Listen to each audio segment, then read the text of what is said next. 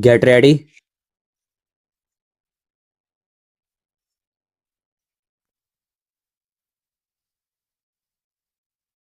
start. I am pleased to inaugurate the 8th Center of Bharatiya Vidya Bhavan's Gandhi Institute of Computer Education and Information Technology. I have also had the honor of inaugurating the 7th Center of the Institute in September. It has been set up at my ancestral home in Gwalior by a trust established in my father's memory. It provides free computer education to students from underprivileged sections of society. Many may wonder why this institute, which is dedicated to providing training in information technology, bears the name of Mahatma Gandhi. There is a misconception that Gandhiji was opposed to technology, and here we are dealing with information technology, which is at the cutting edge of high tech. It is necessary to remove this misconception. I am not an expert in IT. I have not even used a computer any time in my life. But I know that information technology promotes some of the essential components of the Gandhian and Indian vision of development. First and foremost, computers and other advances in IT such as the internet are a powerful tool for acquiring knowledge, and gyan, as we all know, is highly extolled in our culture. Gyan marg is indeed one of the paths to liberation. Secondly, it is a major leveler in society. It empowers people even more underprivileged classes to quickly come up in life. It rewards people with ideas and innovativeness, as is implied borne out by the success stories of Indian IT professionals and entrepreneurs abroad. In recent years, we have many success stories in India too. IT will increase employment opportunities and generate wealth both directly and indirectly. Sri Murli Devra tells me that all those who have completed their computer education course at the Gandhi Institute have got well paid jobs in business and in industry. Thirdly, IT will lead to decentralization of production and decongestion of our urban centers. When the whole world gets connected, people will be able to do their work wherever they are. In the highly driven world of the 21st century, what will be movable is information and not people.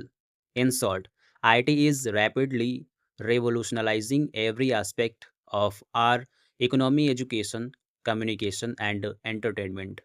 That is why, at a recent meeting in Bangalore, I urged the people to realize that IT stands for India's tomorrow.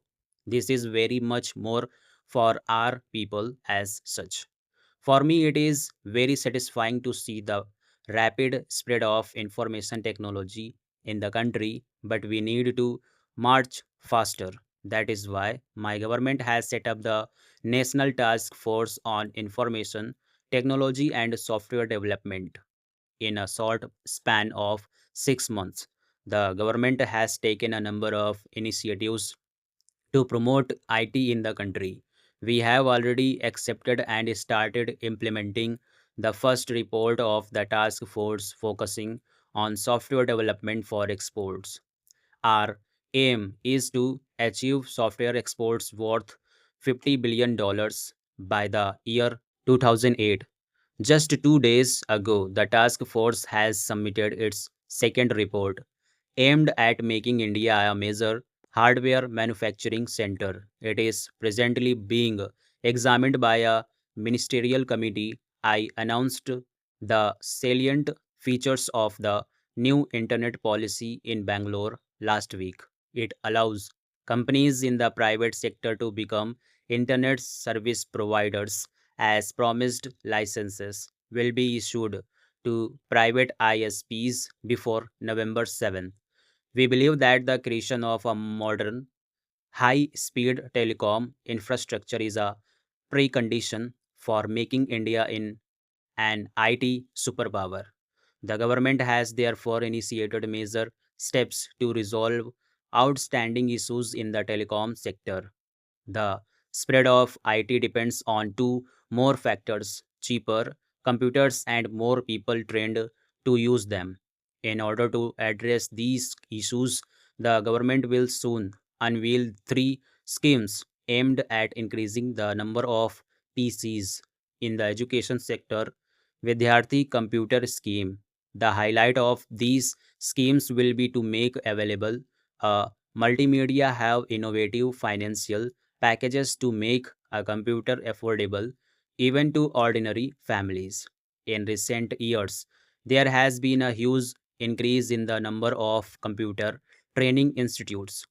Every small town has such institutes which are training young and not so young people to use computers. Some of these institutes have become huge companies worth hundreds of crores thanks to the efficient way they run their business.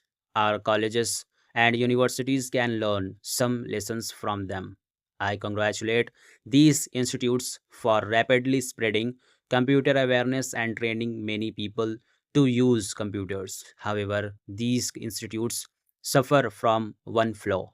They understandably cater only to those who can afford their high fees. It is a sign of the times that many middle class families are spending most of their savings in sending their children to these training institutes more. However, if computer education is confined only to those who know English, India will not become an IT superpower. Stop.